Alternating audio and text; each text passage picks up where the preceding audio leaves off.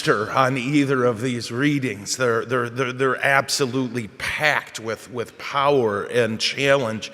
But the one we'll focus on, I think, today is in the gospel. If you look, I'm going to teach you a Greek word. How's that? Krazo. Krazo. Okay, if you look up krazo in your Greek English dictionary, it's a shrill, piercing cry, the sound like a crow makes. And that is not a word you apply to men in that culture, right? It's simply not a word that would generally be applied to a man. And yet, it appears a lot right in a row, starting with this passage. And it's anytime you see it say, quote, the disciples, quote, cried out. They made a shrill, piercing sound of utter terror. It's not a pleasant sound, forgive the phrase, it's not a manly sound. But every time they make it, the next words are something akin to, quote, immediately Jesus. This shrill, irritating thing, which would repulse you and I, made Jesus immediately say, don't be afraid. Each time, don't be afraid. Today in the gospel, it's when they see something moving on the water and they think it's a ghost, and they make this awful sound of terror.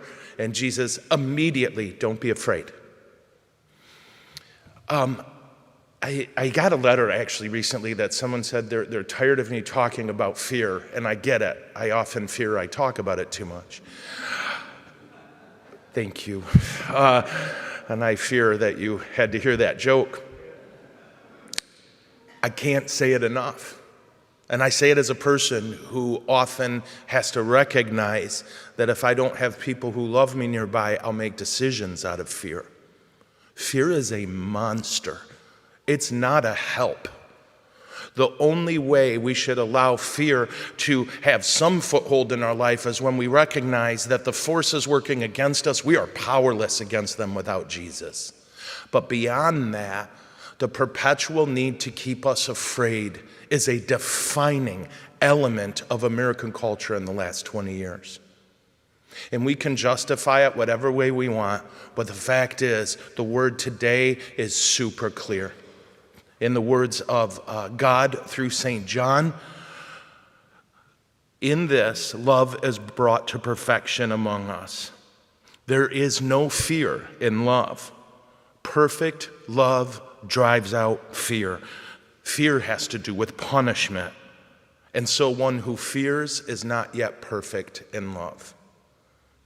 This does not mean we're reckless. This does not mean that we're presumptuous about the mercy and power and goodness of our God. But what it means is we do not make decisions about our relationship with Jesus based on fear. This is a challenge. And should we choose to embrace this challenge from Jesus, we will be holy, because holy means set apart. And in a culture that is addicted to fear, we will shine like the sun if we are simply brave.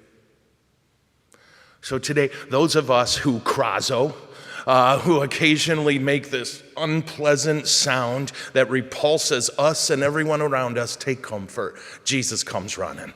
That's his magnet. But also, let's receive the challenge that the antidote to our fear is not to give in to it. The antidote to our fear is to recognize the love and power of God, which simply cannot be overcome. Amen? Amen. Okay.